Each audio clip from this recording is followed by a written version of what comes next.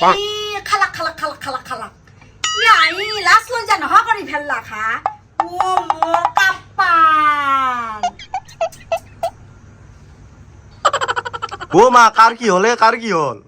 হে বাপু এ বুঢ়া ভিন্দি তিৰি তুই ও মেক্সি মাৰি এ বাটক বৰফ খাবা গেছি জানা না এটা গৰমে নৈ ল'ব